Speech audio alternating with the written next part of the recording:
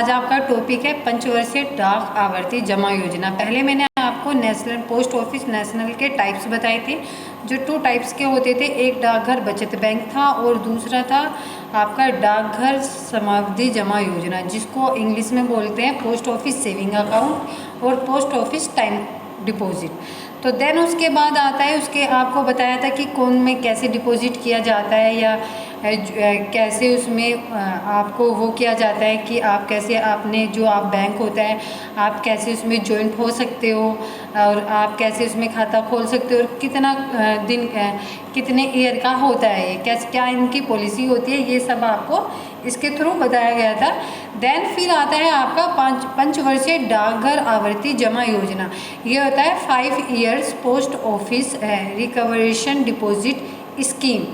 इसमें क्या होता है, इसमें स्कीम होती है जिसके थ्रू आपको ये बताया जाता है कि कैसे आप जब आप अपना खाता ओपन करते हैं ये कैसे आपको इसका यूज़ करना चाहिए, ये सबको ध्यान में रखकर यूज़ किया जाता है। तो आपका फर्स्ट पॉइंट है, अल्प बचत को प्रोत्साहन देने के लिए डाकघर में पंचवर्षीय आवर्ती जमा योजना की शुरुआत की गई है और इस प्रकार का खाता 10 रुपये या गुणांक द्वारा खोला जाता है। इसमें दैट मीन्स क्या होता है, जो अल्प बचत जो आप सेविंग करते हो, अल्प बचत करते हो कि आप कहीं से कोई प्रोडक्ट खरीदते हो या घर का कोई सामान लेके आते हो, आप मार्केट में जाते हो, जो आप ले जाते हो उसके बाद जो आपके पास मनी बचती है वो आपकी क्या होती है, वो अल्प बचत में आ जाती है। जो सेविंग होता है उसको प्रोत्साहन करना, तो ये एक वो होता है कि आप उसके लिए प्रोत्साहन करते हो और उसके लिए जो आपका पोस्ट ऑफिस होता है वो पंचवर्षीय जो आपका 5 ईयर्स पोस्ट ऑफिस होता है आप उसमें डिपॉजिट करते हो, उसकी योजना की शुरुआत की गई थी। इस प्रकार का जो खाता होता है वो 10 रुपये से ओपन होता है और या गुणांक 10 रुपये का गुणांक होता है 100 या आप उसके थ्रू 100 रुपीज़ में खोला जाता है। ये तो आप इसका गुणांक कर सकते हो कि ये 100 रुपीज़ में खोला जाता है, ये क्यों खोला जाता है, तो ये भी एक इसमें मेंशन किया जाता है क्योंकि जो आप शॉर्ट बचत करते हो, अल्प बचत करते हो, तो वो उसी के माध्यम आती है। देन नेक्स्ट आता है, सेकंड पॉइंट है आपका, यह खाता एक व्यक्ति खुद के स्वयं के नाम पर अथवा अन्य व्यक्ति के साथ मिलकर संयुक्त रूप से खोला जाता है। दैट मीन्स क्या होता है, यह जो आप पोस्ट ऑफिस में आप खाता अपना अकाउंट खुलवाते हो तो व्यक्ति इसमें जिसमें खुद स्वयं जो आप अपना खाता खुला रही है तो आप खुद अपना स्वयं ही अपना नाम नाम होता है अथवा या अन्य कोई व्यक्ति आपके मतलब या तो आप नॉर्मली एक इंडिविजुअल व्यक्ति ही अकाउंट खुलवा सकता है, अदरवाइज इंडिविजुअल नहीं खुलवाता है, किसी बंदे को जॉइंट लेना चाहता है कि दूसरा व्यक्ति भी उसमें जॉइंट हो जाए तो ऐसा भी हो सकता है, इस रूप में भी खाता खुल सकता है। तो वो व्यक्ति पर डिपेंड करता है जिसके अकॉर्डिंग वो अकाउंट खुलवा रहा है कि वो खाता जो है वो इंडिविजुअल अकाउंट जो खुलवा रहा है वो इंडिविजुअल ओपन करवा रहा है या दूसरे जो व्यक्ति होता है उसके जॉइंट करा रहा है, तो वो डिपेंड करता है आप पर पोस्ट ऑफिस में। ये भी एक स्कीम होती है इसमें। और अभिभावक चाहे तो अवयस्क के नाम भी यह खाता खुलवा सकते हैं। मतलब इसमें क्या होता है, यह जो व्यक्ति चाहे जो पेरेंट्स चाहते हैं कि अवयस्क के नाम पे भी खाता खुला जा सकता है तो ये पोस्ट ऑफिस में उसके लिए भी खाता खोल सकते हैं। अवयस्क मीन्स क्या होता है, वो नाबालिग होता है व्यक्ति जिसके आप खाता खुलवा सकते हैं। आप जैसे आपका घर है, आपके घर में कोई पेरेंट्स है, वो अपने खाते के साथ आपका जॉइंट खाता आपको उसमें जॉइंट कर लेता है और आप नाबालिग हो 18 के नहीं होते तो तब भी आपका उसमें नाम जॉइंट हो जाता है। फिर आपका थर्ड पॉइंट आता है, जितनी राशि से खाता खोलकर शुरुआत की जाती है उतनी प्रति माह के अंतिम दिवस तक अनिवार्य रूप से जमा करना पड़ता है। इसमें क्या होता है, जो जितने ही आप अकाउंट खुलवा रहे हो पोस्ट ऑफिस में और आपको लग रहा है कि आपको पोस्ट ऑफिस में आपको 100 रुपीज़ से खुलवाना है या 500 से खुलवाना है या 1000 से खुलवाना है या आप शुरुआत में खाता खुलवाने के बाद जमा करते हो वही आपको प्रति वर्ष, प्रति माह, मतलब हर मंथ की लास्ट डेट तक आपको वे उतने रुपए सबमिट करवाने अनिवार्य है। जितने आपने 100 रुपीज़ में खाता ओपन करवाया है और शुरुआत की है तो 100 में, 500 में, आपको जितने में भी आपका 250 में आपने ओपन कराया तो 250 में, जितने आपने अकाउंट की शुरुआत में कराया गया है उतने ही आपको मंथली के लास्ट डे में आपको ये कंप्लीट कराना होगा। आप 500 रुपये सबमिट करें, 1000 रुपये सबमिट करें, वो मंथली की लास्ट डेट तक आपको सबमिट करना पड़ेगा। देन नेक्स्ट है आपका 4th, इस योजना में उत्तराधिकारी के नामांकन की सुविधा रहती है। यदि दुर्भाग्यवश खाताधार की असमय मृत्यु हो जाती है तो उसके उत्तराधिकारियों को धन का भुगतान ब्याज सहित कर दिया जाता है। इसमें क्या होता है, मतलब जब यह प्लानिंग योजना जो होती है, जो आपका उत्तराधिकारी है जिसके नामांकन की सुविधा रहती है, मतलब जिसके अकाउंट नाम रहता है वो उत्तराधिकारी होता है अपने घर का।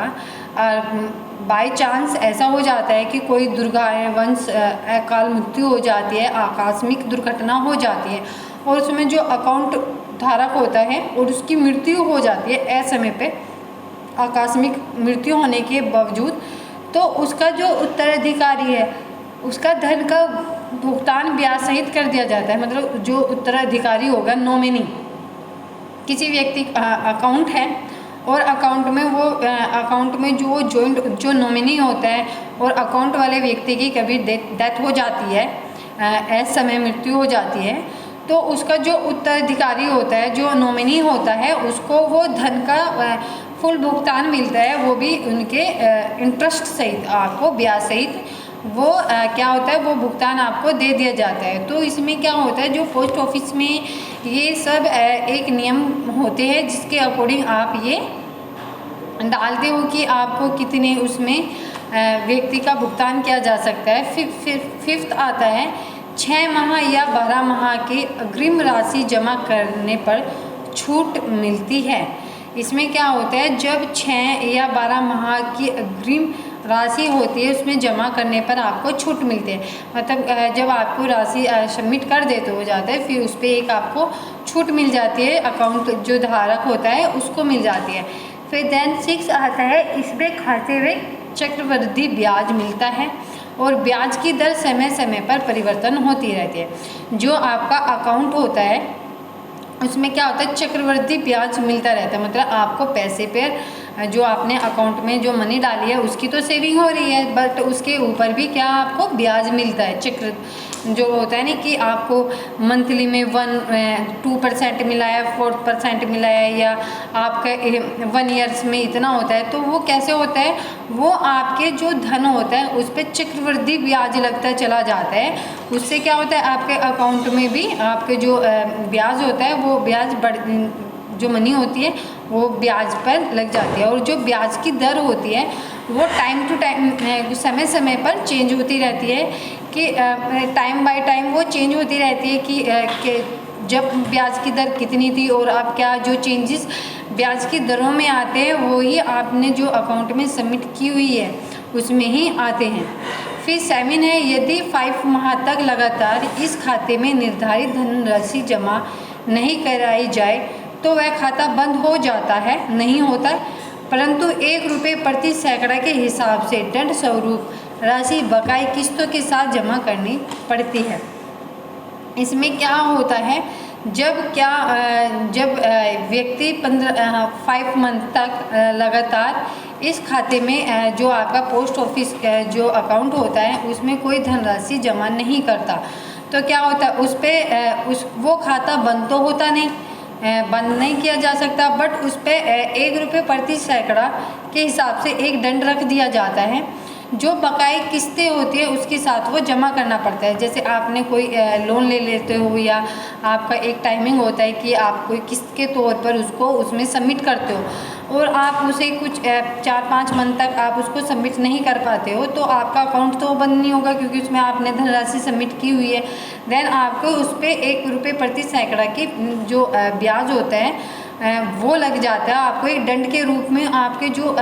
किस्तें बकाए होती है उसके साथ आपको उसको जमा करना पड़ता है। जैसे कि आपको 5,000 की जमा करनी पड़ती है, तो देन जो उसके ऊपर जो दंड आपको मिलता है, आपको 2,000, आपको 7,000 करने पड़ते हैं, 5,000 से एक्स्ट्रा 2,000 या 1,000 आप वो इसमें सबमिट करते हो। तो ये पोस्ट ऑफिस का एक ये रूल है। या निश्चित जब अवधि पूरी हो जाने पर जो खाता धारक होता है वो समस्त जो जमा राशि ब्याज होती है वो उनको क्या होती है,